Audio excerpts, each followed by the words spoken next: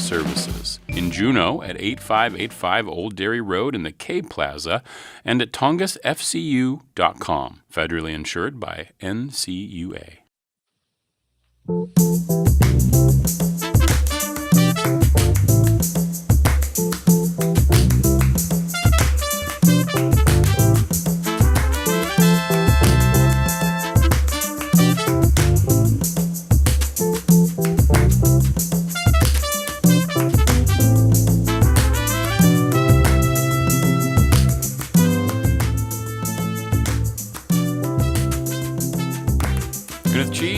Hawa, Tuxnusum, Salama, thank you and welcome to Juneau Afternoon. I'm Boston Christopher. Today we chat with filmmaker Aaron Davidman about his new film, American Solitaire, which is having a special pre-release screening and Q&A around Southeast Alaska, including Juneau, on March 23rd at the Gold Town. The film explores veterans' stories and gun violence prevention. Brio's Art Songs, their artists will be here to talk about their performance this weekend on Friday and Saturday. And we'll have a preview of Curiosity Unleashed from the Juneau STEAM Coalition happening next Monday, March 16th at Thunder Mountain Middle School. Those conversations coming up this hour on Juneau Afternoon from your community-supported public media station, KTOO. Or catch us on our live stream on KTO's YouTube, Facebook, and Instagram pages.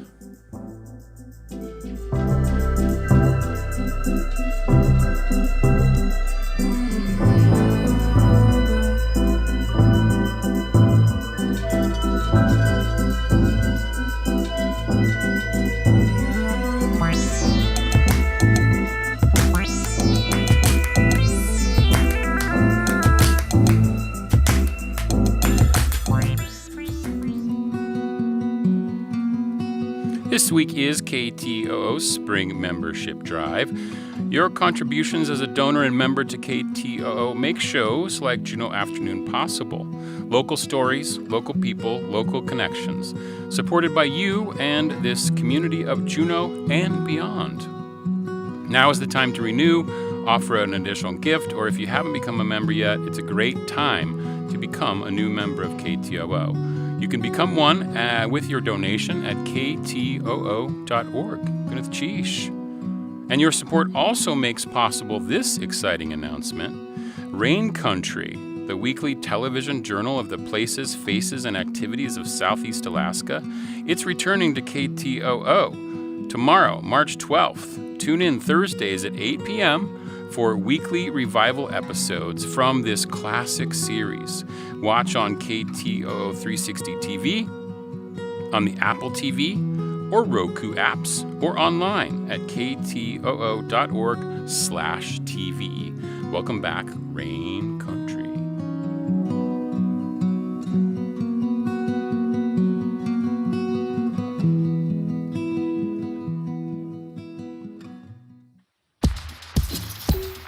Pueblo Revolt is on stage at Perseverance Theater. Set in 1680 New Mexico, this bold new play by Dylan Christopher Chitto follows Indigenous brothers Bahoma and Fiem Wim as they confront colonial rule, resistance, and survival. Using modern language and unexpected humor, the story explores identity, morality, and revolution while bringing an important moment in history into the present. Pueblo Revolt runs February 27th through March 15th on the Perseverance Theater main stage. This message sponsored by Perseverance Theater. Support from Hanson Gress. Seeking curious people who like technology, network engineering, and customer support. Opportunities for those who thrive on problem solving. Details at hansongress.com/careers. Already a sustaining member? Thank you. You're the foundation that keeps KTOO here every day. Think about the value of what you get. Unbiased local information, complex issues clarified, accountability. We're asking you to add just $1 or $2 to your monthly support for 2026. That small increase provides the stable revenue we desperately need now that federal funding is gone. Update your gift at ktoo.org.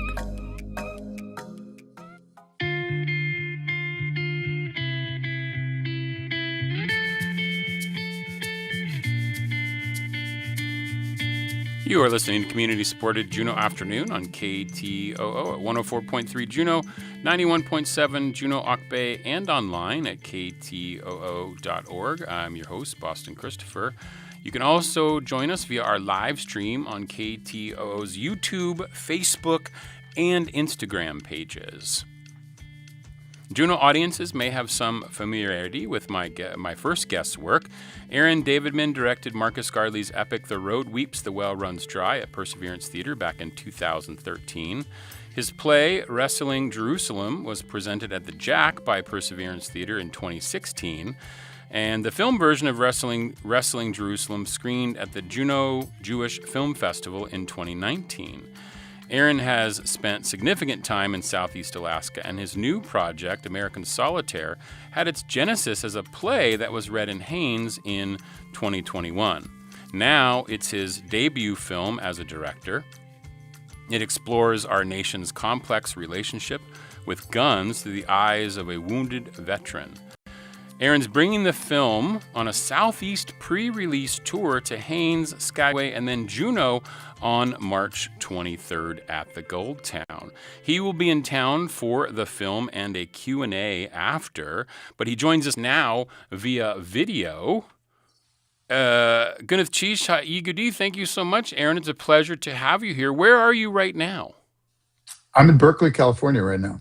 Berkeley, California. That's where you call home, right? That's where I grew up, and we winter here in the Bay Area usually. I see. But you come to Southeast Alaska a lot. You have over the years, but even when you're not doing a project, you still come here, yeah? Well, yeah, we live in about four to 5 months up in Haines every year, from May to September. Oh, that's so nice. Mm-hmm. I really enjoy it. Yeah, it's beautiful up here, and it's great to have you come back and continue to bring these projects that you work on to Southeast. So this film, American Solitaire, tell me about its beginnings. As you first wrote it as a play and sort of workshopped it in Haines? Well, as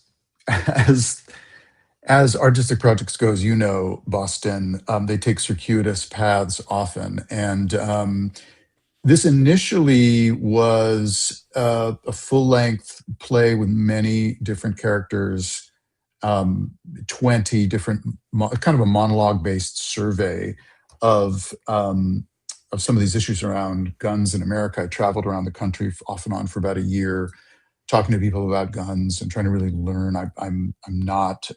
Was never part of, guns were not part of my family culture. And so I really wanted to learn about it. It's such a polarizing topic in our country, and I really wanted to try to open it up and really understand it better. And so I wrote a play actually called The Shooting Gallery, and then COVID hit, and all of theater shut down. Yeah, for sure. So I had this fresh play ready to go, and then nobody was producing plays. So we actually came to Haines for about a year and a half during COVID, and I did that thing where, as an part of artistic process, when something isn't really working, because I wasn't sure I'd really found it. This sort of survey, many different perspectives, many different characters. And so I did that thing where you do the opposite, just as an exercise. And so instead of many characters, I decided, what if I focused in on one character and went really deep instead of a survey piece? And I thought the veteran character is really the most interesting character, who holds the most moral authority to really reflect on firearms in our culture, because they're the professionals. The veteran is someone who's really spent a career around firearms, understands safety protocols, and so the seed for this particular character, who I call Slinger, came from an interview I did in Tennessee a number of years ago, and that writing exercise turned into a solo performance called Ghost Town Bardo, and there was a break during kind of COVID fear of public gatherings, and the Arts Council in Haines that summer produced a public reading at the Chilkat Center in the lobby, and everyone was excited just to get out of their houses and come together again. And I did this reading, and that the seed of that story of Slinger was really the spine of what became eventually this film, American Solitaire. It's his story. It evolved and changed a lot from that reading. Um, but yeah, that's sort of a long way of saying that the creative one of the big creative sparks was hatched in Haynes. So how did you get from after that sort of one person show idea? How did it then morph into a film? And you have, because a film requires so many people, and I know you have some awesome producers on this film. How did it go from that one person show into deciding to make this a movie? Yeah, I had a supporter, a funder come to me, and who had already seeded a little bit of money for this exploration of guns and gun violence in America. And she had a substantial she had a vision and said, I really want to move the needle on this. If we can put together some more funding, what could we do? Hmm. And so I really thought about it, and I figured we could really, if we want to quote unquote move the needle, which I think really means shift the conversation in a bigger way, then we should make a film, because cinema is going to be able to have a much broader reach than theater ever can. And the form is exciting to me, as I learned so much through making Wrestling Jerusalem. And so I started taking that narrative of Slinger and writing it into a screenplay, and beginning to kind of put together the building blocks of what would become an independent feature film. So you wrote it, and I know you had also written Wrestling Jerusalem previously. That became a film, but you didn't direct that one. So this one is your directorial debut. And you've had experience directing in the theater before, a lot of experience doing that. What was that transition like from directing theater to directing a film with lenses and understanding all those pieces of it and all that kind of thing? Crew of 40 people and a 20-day shoot, and the time pressure of money just pouring out of your hands the minute you wake up in the morning till when you go to sleep. It was a steep learning curve. I had a really, really wonderful collaboration with my cinematographer, Hana Kitase, and she teaches cinematography at AFI, and we just really clicked. And so I didn't worry too much about lenses and camera, because that was really her area of expertise. And she really guided me along. I've been sort of an amateur photographer for my whole life, so I do have an opinion and sensibility about framing and things like that. But I was really in good hands with her in terms of camera. A lot of the other stuff is for a longer conversation sometime about the difference between building a theater piece and building a film. Just very different, such a profoundly different process. The film is really an as you're making it, it's what I learned to call an emergent art form. It emerges in front of you, and that's the film you're making. We sit on set every day. This is the film we're making. It's not the one you planned, it's the one you're making. And you have to be nimble. But the main thing that translated, and I'll sort of say this with great kind of pride, is how to create the directing actors to really arrive at a moment of truth emotionally and be able to capture that on camera. And that, whether you're doing that on stage or whether you do that on a camera, it's the same. And so I've spent a whole career around performance narrative and how to make performance honest, both as a performer, as a writer, and also as a director. And so when all the tricky business was done of getting a shot set up on a particular day and a particular location with the particular crew and the particular actors and the scenic design and all the stuff, when we rolled camera, my actors were ready. And I was ready to really play and work with them so that we really got what we were after, the real heart of the story. And so I think when you see the film, you'll feel the performances really ring true. I'm really proud of the performances in this film, and I think the actors are as well. Yeah, as I used to say when I would teach camera class, the camera doesn't lie. It captures only the truth. That's all it can see is the truth.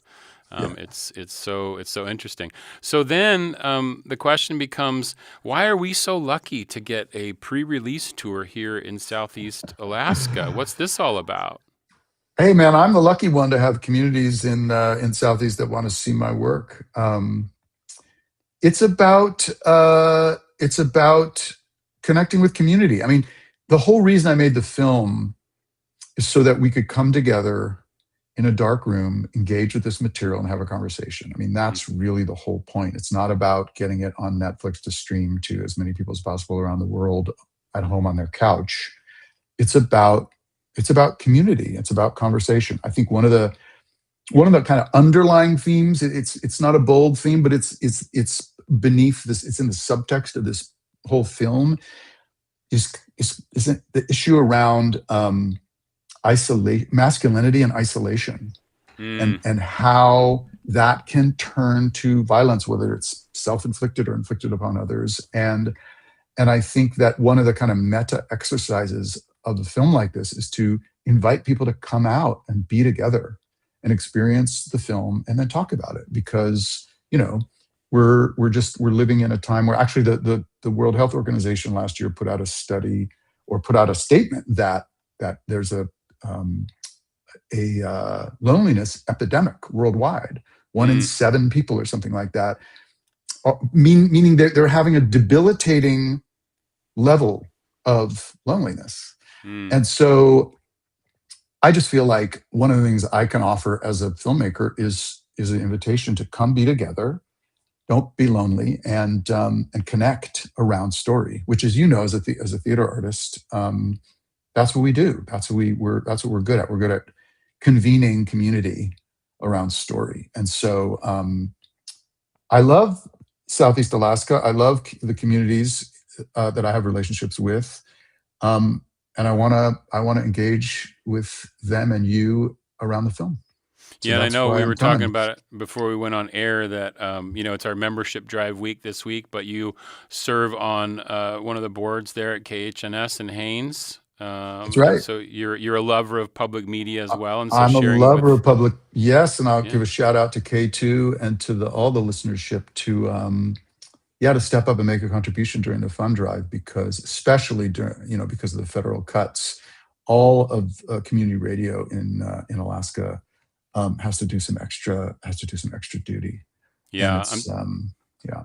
that's cool. I'm talking with Aaron Davidman. He's got a new film, his directorial debut, American Solitaire. You can find it at americansolitarefilm.com. There's going to be some really cool screenings here in Southeast, pre-release. The movie's going to open, I think, in other cities in April, but we're getting sort of a sneak peek of the movie. If you're in Haines, it's on March 18th. In Skagway, it's on March 20th. And here in Juneau, it's on March 23rd, and that's going to be at the Gold Town Nick, and you can go to americansolitarefilm.com and get yourself a ticket for that. And then you're going to be offering a Q&A afterwards to talk about the film and, as you said, sort of create the conversation around this film, the subjects in this film, and possibly also maybe take some questions on how you get a film made. I think people are really interested in, how do you go from an idea to getting something like this done? Obviously, you talked about, I believe, Lisa Bruce, one of your executive producers, who sort of stepped up and said, "Hey, Aaron, you can do this, and here's some money, and let's make it happen. Well, And let's do that." Lisa Bruce was not the funder. Oh, okay. She came on board after I had some funding, after I had the screenplay ready to go, and she read an early draft of it and then came on board kind of as a creative producer. Yeah, and she brought David Oyelowo on, who she works with, and so the two of them, kind of from a kind of high level EP executive producer position, have helped to shepherd the film along. And then the funding producer, Maris Meyerson, another funder, Dan Cohn, came in with funding, and then we raised more money. And it takes a village, in short. Yeah. It really takes a community to make a film happen. It's really cool. And do you feel like this direction is going to move forward for you? Do you want to direct more films? Or I know you write and act a lot, but do you feel like directing some films might be possible down the line for you? Well, it's sort of out of my hands. It's such a big lift. I drove this thing, and I'm still driving it. And I guess the answer to your question is, I would love to direct more cinema, and I hope I get the opportunity to. Yeah, I know it takes it's different than, like, as an actor, you come into the project and then you do the project and you're done. But as the director, you've got to go into the edit. You're doing the you're doing the actual shooting, and then you're doing the post, and you're in it for a long time. You've been working on this project for a while.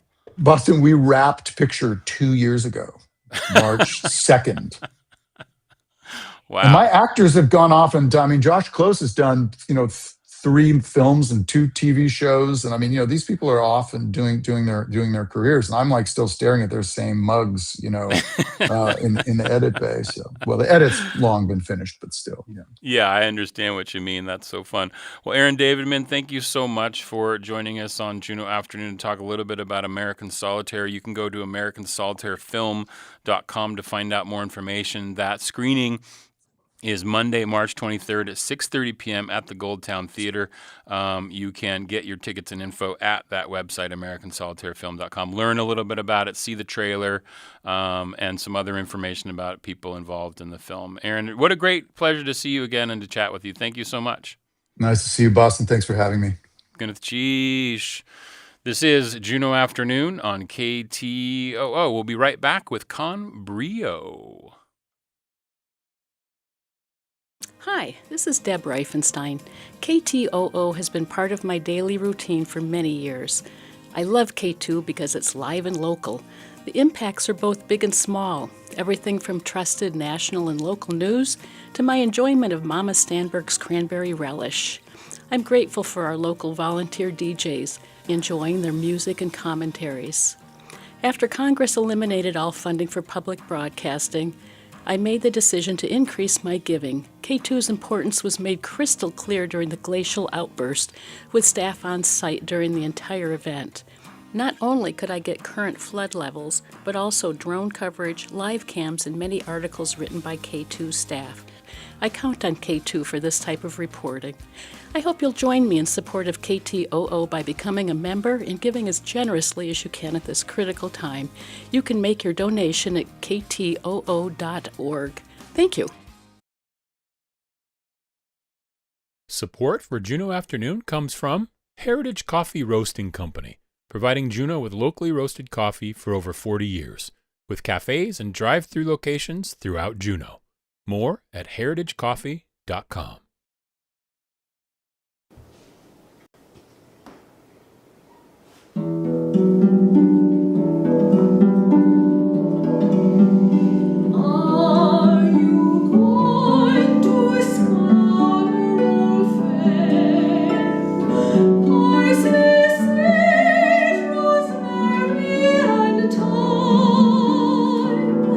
Remember me to my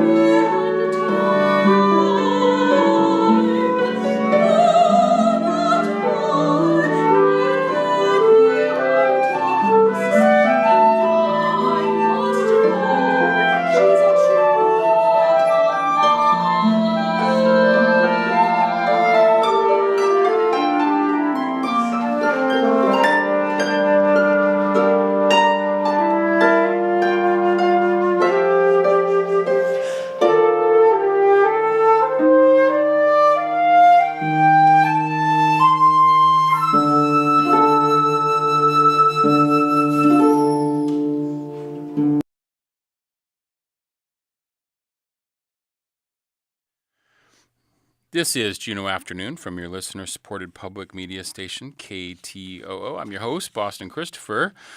Brio presents Art Songs with Sara Radke Brown, soprano, Candace LiVolsi, harp, with support from some other talented folks who you just heard on that recording, including Sally Schlichting, who was playing the flute there. On the docket is the music of Debussy, Hahn, Strauss, Schubert, Schumann, Dvorak, and some others that I can't pronounce that maybe we'll hear about in the interview.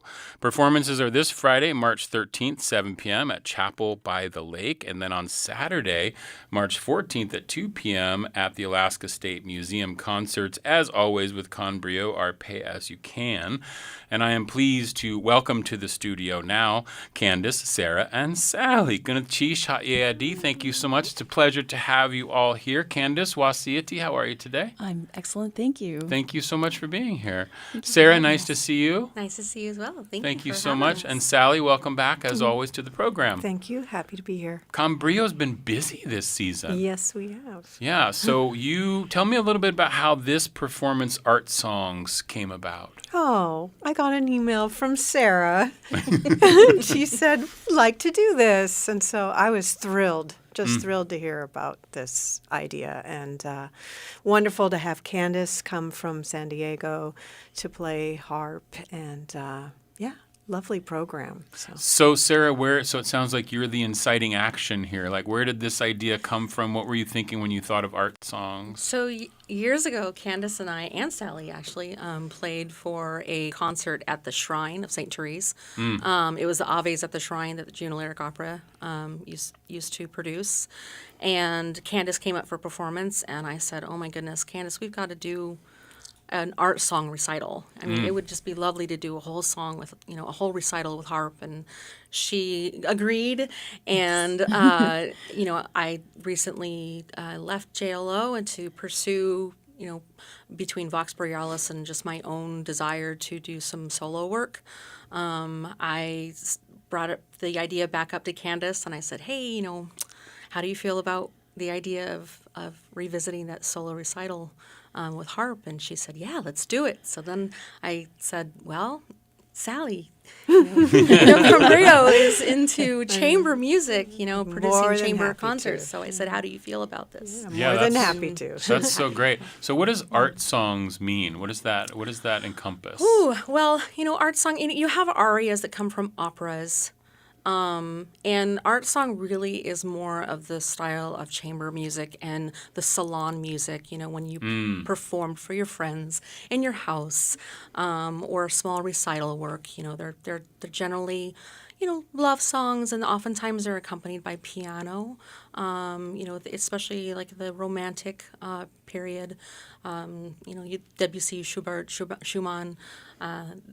That's sort of the art song style that came about of performing outside of an opera, outside of a stage stand on their performance. own, They right? stand on their own, Yeah. exactly. And it seems like it's maybe a little more it's like a comfort concert almost, exactly. right? Yeah, okay. They're just delicious little pieces. I see. And Candace, tell me a little bit about you and your relationship with Sara.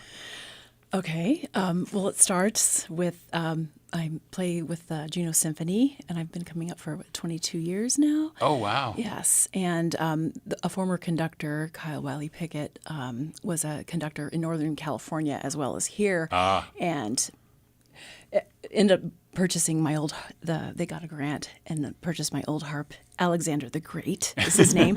And I thought, I'll get to come up and play one time and that'll be it. And then they'll bring in someone else. And actually, Sally was on that concert. You played this amazing flute piece. Yes. Scheherazade, yeah. And I thought it was going to be a one and done. And I just fell in love with Juneau and this community. And Wait, are you saying this was 22 years ago? Yeah. Yes. Wow. Yes. You remember this, Sally? Oh, yes, I do. Yeah. Wow. And you were wearing a red dress. Wow, Candace with the deets. And then a connection with Sara. Sara actually, I think was 12 years ago, 13, 14, somewhere in there years ago. Was the Executive director for the Juneau Symphony. Yes, and immediately, as soon as I met you, I was like, this is Oh, I love her. Yeah. And and so talking about music and collaboration and doing that Aves concert was amazing. And then I think one of our connecting composers, as far as from the soul, is the Ronaldo Hahn pieces, and they're so evocative. And he was he wrote them at what age? Was it 20 or 18? Some of them I think you wrote, in his teens. Yes. Wow. Yeah. They're gorgeous. Remarkably Remarkable. emotionally intelligent, and so they're just tender pieces, and they're originally for piano and voice, but somehow the harp, and then working with the instrument and its delicate nature, making it work on the harp is and then of course listening to Sara, and then matching her energy with the music and what the meaning of the words are, and evoking that through the touch of the strings. That's the beauty of the harp, is there's nothing in between you and the sound. It's right there in your fingertips, and how you what the energy you put into it, how it influences the tone. So Yeah. Sorry.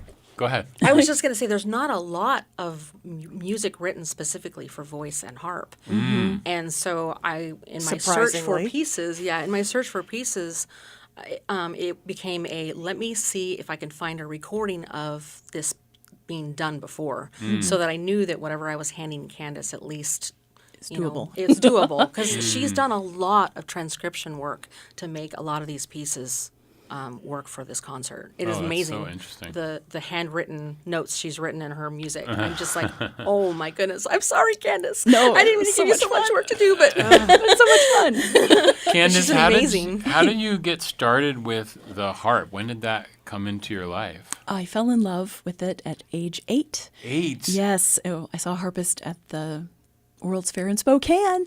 Yep. I saw her on stage, and I was in love. I didn't even know what the name of the instrument was. I just saw this. She was wearing aqua. What is this with color? Colors. Yeah, they make an impression on you. But yeah, and I was taken by the sound and the visual, and just very powerful. And I fell in love, and had to convince my parents, of course, because Harps aren't cheap. They're not cheap, and they're not easy to transport. And they're big, And they're big, so. Do you play different styles of harp? Because I know there's different sizes of harps. I've seen those giant ones that people have, and then there's some smaller ones. There's different kinds of harps. Yes. Are you partial to one particular kind? I'm partial to the concert grand. That's the one you were referring to, the very big one. The big one. Yeah, okay. and that's what I'll be playing on this concert. But I also have it's a therapy harp. It's only 22 pounds, and I did study music for healing and transition, so playing at the bedside. And then also Celtic music sounds really great on that type of an instrument. The lever harp is what it's also called. Right, the lever harp. Yeah. And then for a while I had a wire strung, which is a very different technique. You're playing with your nails, and you're playing and damping at the same time, because those wire strings just ring forever. And so, but I let that one go, because it's so different from everything else. Well, it's so cool. And I opened the interview with there was a video and audio of rehearsal. Tell me about that, Sara. What was in that? Because you said it was like a melody. It was started with some Scarborough Fair stuff, and then we went into other things. What was that? Yeah, so what you heard was Mario Totaro's the first song of the set of his folk songs. There are 4 in the set, and it starts with Scarborough Fair, and then it transitions into this lovely little French folk song, and from there it goes into a Neapolitan Italian folk song, very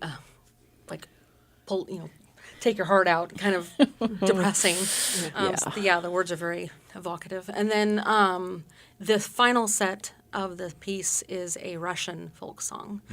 So yeah, it's really Mario. I don't know, honestly. I don't know a ton about Mario Totaro himself. He is a living composer in Italy, and we were looking for part of the program includes Sally on one of the open piece that we're doing in the program, and then also Todd, William Todd Hunt is joining me on some of the German pieces in the program. And I said it would be great to find something we can all do together. And again, though, because there's not a lot of pieces written even just for soprano and voice alone, to find something that was written specifically for all of our instruments was very special find. And I sent it to the group, and I said, "What do you guys think?" And they all went, Oh, it's my gosh, Oh, it's everybody's fun. excited. extraordinary. Oh, Oh my gosh, I That's so love fun. this piece so Yeah. much. Very That's so creative. great. It's amazing. Yeah. Yeah. And it goes through the highs and lows. I mean, it's just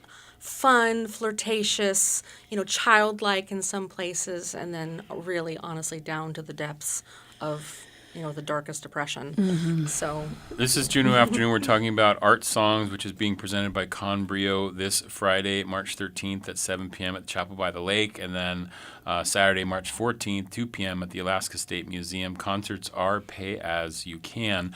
I mentioned a couple of the composers. We just talked about this one with the music that we heard. What else is on the program? What else are we going to be hearing? well, I can tell you what you heard in the video is the only song in English on the Okay. whole program. But we have a set of French songs. We mentioned the Reynaldo On pieces earlier that were written when he was in his teens. Some Debussy, and then a German set with Strauss, Schumann, and Schubert, including Schubert's Gretchen on Spinnrade, which is Gretchen at the spinning wheel, and it's got these very, very, very tight a little melodic, Arpeggios. arpeggios, and hearing Candace play that, it's like, that's got to make your arms ache. But man, she is It's impressive. It is impressive. She is an absolute pro what she's done with these pieces. Wow. I'm just so impressed, and it's such a joy to play them with her and sing with her.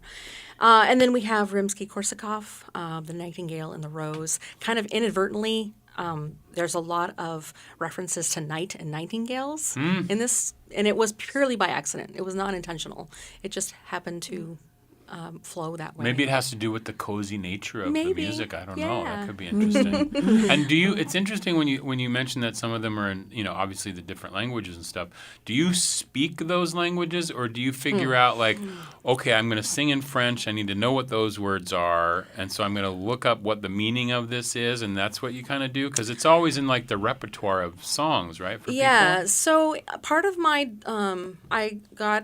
I finished my coursework for a doctorate in vocal performance from Indiana University, and part of your vocal performance degree program is you take accelerated language courses, and then on top of that you take diction, and you use a lot of the International Phonetic Alphabet in order to decipher. You learn the rules of the language. You don't necessarily always understand, what you're saying. It's kind of strange.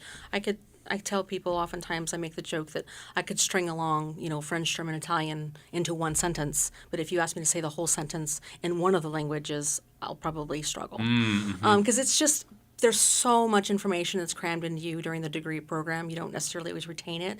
It's not, you're not fully immersed for a long period of time to really absorb it. But you work with IPA and the rules of using IPA and the language rules, that you get a sense for all of the Romance languages pretty quickly. And, that is retained. And then I use source books to find translations and, International Phonetic Alphabet transliterations of the pieces. Interesting. That's so fascinating. Yeah. And I know you said that you're not with Juneau Lyric Opera anymore. not. So what's next for Sara Radke Brown? This. Okay. I mean, I'm doing it. This is exactly what I want to be doing. I just had a concert with Vox Borealis, and now I'm doing this. And so hopefully more of things like this to come. More performances in the future. That's excellent. Yeah. And what's next for Brio? Oh, I'm actually going to be taking a break for a while. A little after breaky this. break. Yeah, Okay. Yeah, so nothing planned for next year. Nothing Yeah. planned for next year at this point. And No. somebody's going to come bother you for something, I bet. I'm sure someone will, create space in the incredibly busy arts calendar in this Yeah. community for others to Yeah, step absolutely. in. So. But you might still be playing with others and doing I'll things like that, definitely but be you just won't be playing. producing That's right. as Brio right now. Exactly. I see. And Candace, I know you're not a full-timer here, but what's next for you? Well, my dream is to find a very wealthy benefactor and bring everyone down to San Diego and perform this again. I love to perform this again. That's what is next.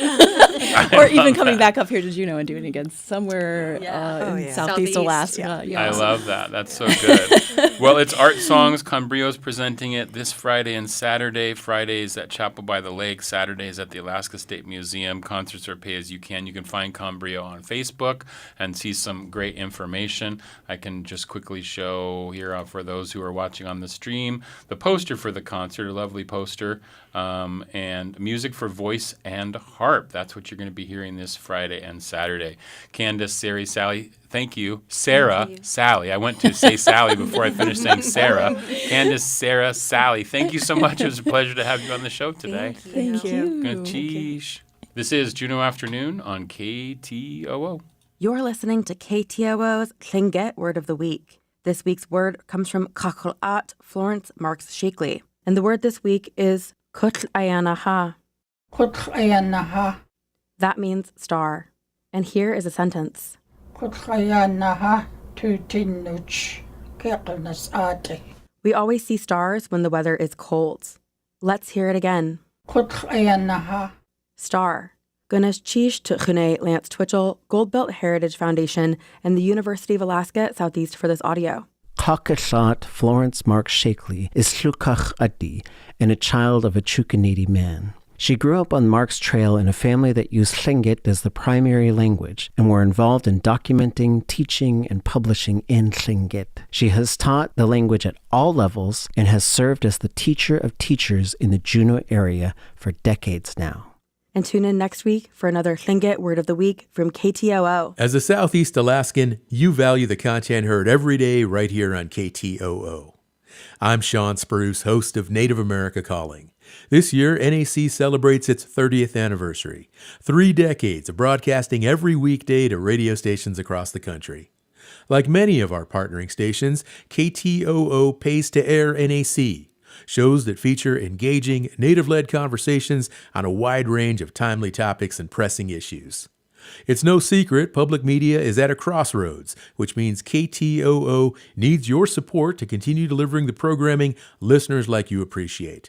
It only takes a moment, so please don't wait. Go to ktoo.org right now to make a one-time contribution or become a monthly sustaining member. If you're already a sustaining member, consider increasing your monthly contribution by $5, $10, or even $15. Go to ktoo.org now to show your support. Support for Juneau Afternoon comes from Emil Mackey at Country Financial, offering insurance for home, auto, and business, and life insurance to protect your family in case of death. Located in the Juneau Nugget Mall. More information can be found online or by calling 907-500-7017.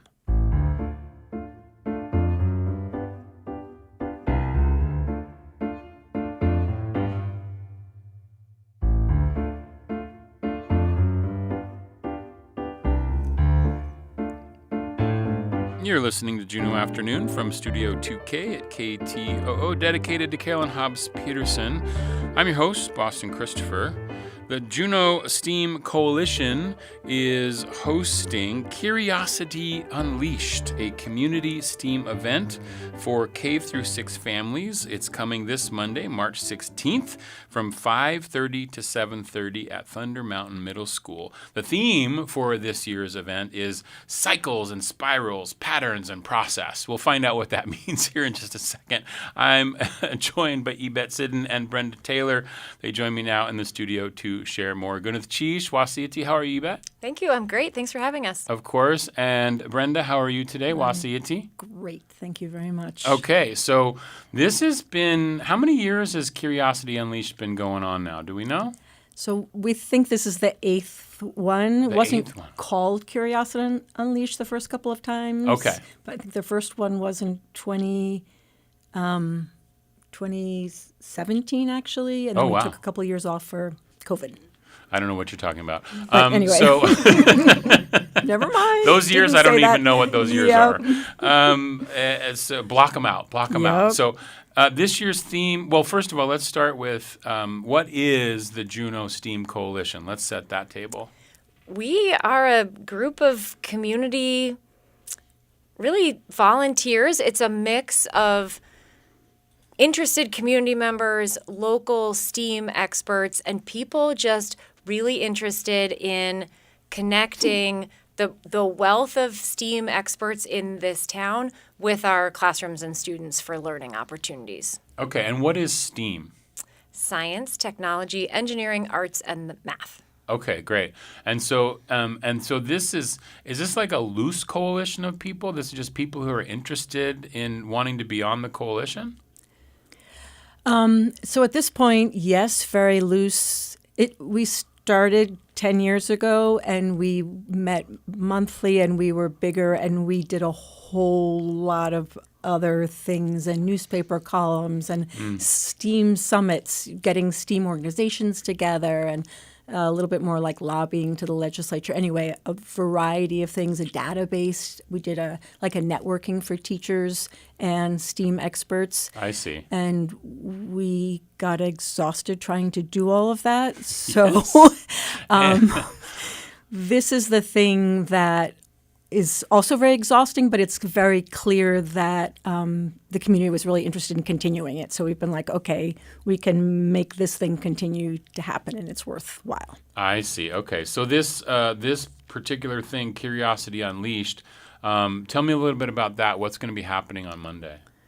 So, as you said, 5:30 to 7:30, K-6 families, but we encourage anybody else to come. It's just we're sort of trying to say that's the age range to help presenters to know what kind of activities. Mm-hmm. And so we are spread across the commons and 2 wings and the side commons. There's about 50 different activities. Wow. So that's a lot. And it's kind of like a fair, or any of the many things we have in Juneau, and you can go to whichever ones you want. There's actually a program, so you can read through and say, oh, these are the ones I want to go. I'm going to go directly to the snake, or I really want to go see the Ignite Farm animals or the sea dogs, or learn about tidal current energy. Anyway, whatever those things are, we really want to encourage people not to do everything, because that's impossible. But it's totally up to you what you do, what interests your family, and you go and look. We'll also have questions up above each activity that might help you decide, like, oh, how does light affect the mood and emotion in a picture? So that's a photographer that I just talked to today who will have different lights up, and you're like, do you want the lights up on the top or the side or underneath? And how much are you going to zoom in? How is that going to change, right? How are you exploring this to understand those different variables? So we'll have questions that help people understand sort of the ideas that are being gotten at in that activity. So that lets you think a little bit, oh, yeah, I think I do really want to explore that question. Or how do salmon know which stream they're coming home to, which is a great little smell thing with different smells that he's got set up. Oh, wow. And Q-tips and scents. Oh, that's so fun. But everything is really designed to be hands-on, 5 minutes, 25 minutes, really up to that individual child and family. It's kind of like Disneyland. You can't do it all in one day, probably. Exactly. Not in 2 hours, all the events.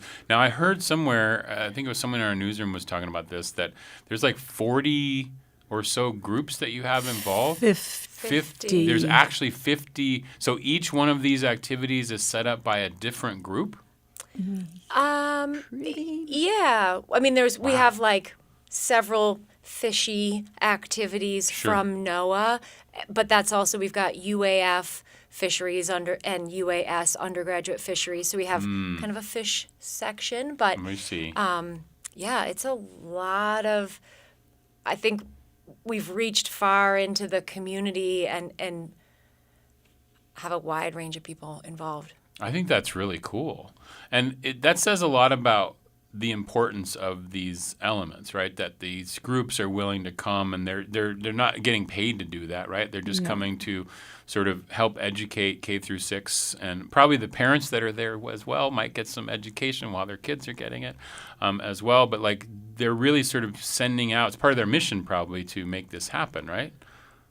Absolutely. Yeah. And I would say, so when I talk to some of these STEAM experts, they're so excited to have a way to be able to connect with students. Like, oh, really? Like, I get to share my passion and these cool things that I get to do all day and get them to look inside the microscope or think about how you develop the fins on a turbine to make them be most effective, that you're going to get the most energy. Like, I can show them my whole invention process, or I didn't know there was this cool way to connect the cool things that I get to do with my community. I see. Okay. So I think they really enjoy that opportunity. Yeah. And Yvette, what is the idea, what is the hope by putting on something like Curiosity Unleashed for these students? What is the hope that you want to come out of this event?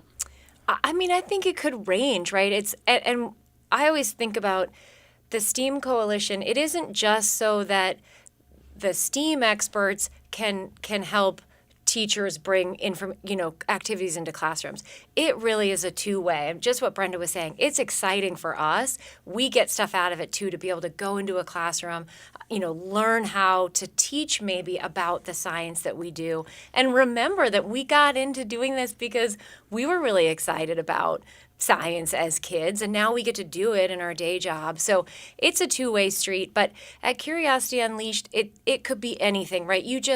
A goal is to see a kid's eyes light up, all the way to maybe you do connect a STEAM expert and a teacher, and they spark, and they're working on a classroom curriculum on some topic that they both are interested in. I see. Okay. That's really cool. Yeah, Brenda. I would also add that we're hoping that parents get a little bit of a takeaway of oh, my kid's really interested in this. I had no idea. Or last year, my kid was not interested in this particular activity. And now, the questions he's asking are so cool. So parents are doing a little touch base with their kids and how they're developing and what their interests are. And you were talking about the theme of patterns, right? So each year we're trying to, we choose an idea, a mindset that is integral to STEAM thinking and STEAM making. And by focusing on that pattern, not to the elimination of everything else or exclusion, but just, hey, we could think about this, we're hoping that we help parents be a little bit more aware of that idea. Who cares about patterns and cycles? Well, actually, they happen all the time, not just in Yvette's lab.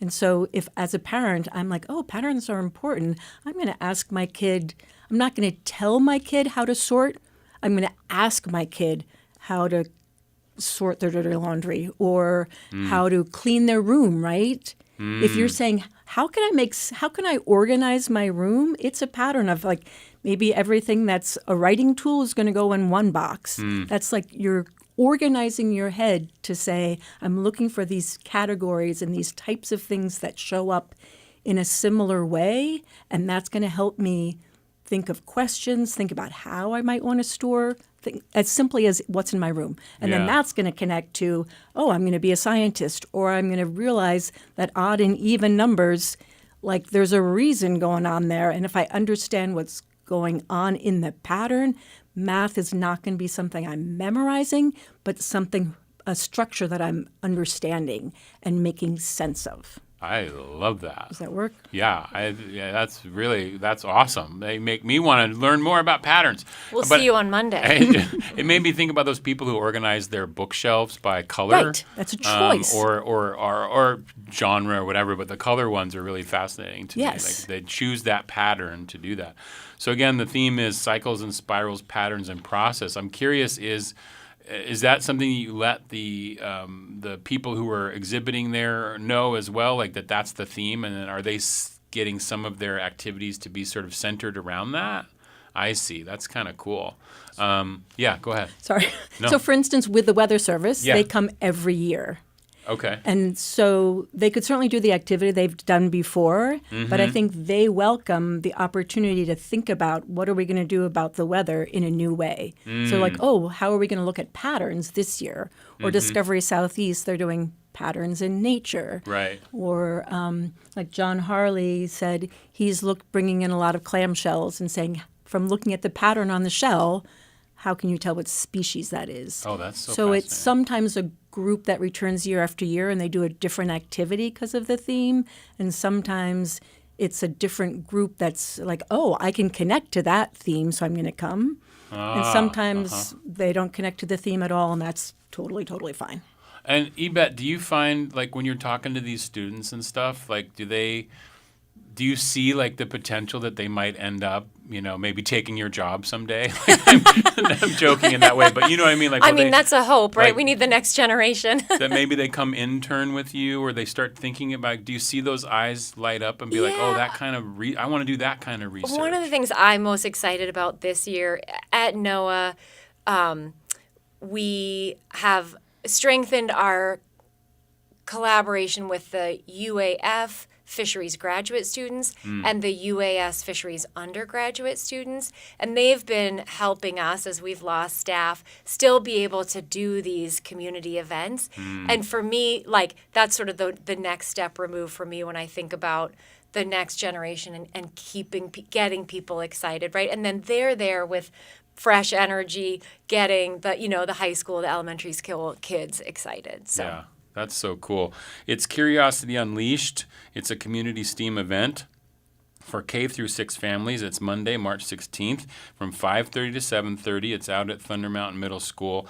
And for more about the Juneau STEAM Coalition, you can go to juneausteam.org. And you can find out more information about the event there as well. Do you guys have like Facebook and Instagram and all that too? We do, but we don't get enough traffic that it will pop up high enough, so we've kind of given up on that a little bit. Again, when we were talking about where do we put our volunteer energy. Right, for sure. I know. I've heard that a lot from volunteer organizations recently, that there's, it's difficult because you're doing it in your spare time, and those things they can be difficult to manage. It is in the the Juneau School District Family Engagement Facebook page. I know it's been posted in there quite a bit, and I've seen it. We've sent it out through the school district quite a bit, and so I've seen it on some of the school websites and in the newsletters. So we're hoping that message, that people are looking at the things that are coming to them through their schools as well. Well, I appreciate you being here today. Brenda, Yvette, thank you so much. JuneauSTEAM.org, the Juneau STEAM Coalition, Curiosity Unleashed, happening on Monday. Gonna cheese. Thank you. Thank you.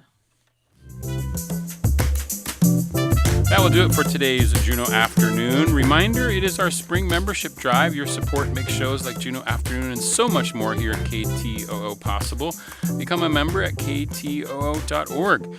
Juneau Afternoon airs Wednesday through Friday at 3 p.m. right here on KTOO Juneau 104.3 and KAUK Juneau Ak Bay 91.7.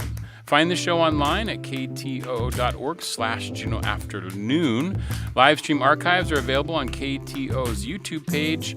Our theme music is by Indian Agent. Programming support comes from listeners and viewers like you, plus Tongass Federal Credit Union, Country Financial, Hanson, Gress, and Heritage Coffee Roasting Company. I'm Boston Christopher, producer and host of the program, with help today from Aaron Tripp. Good cheese.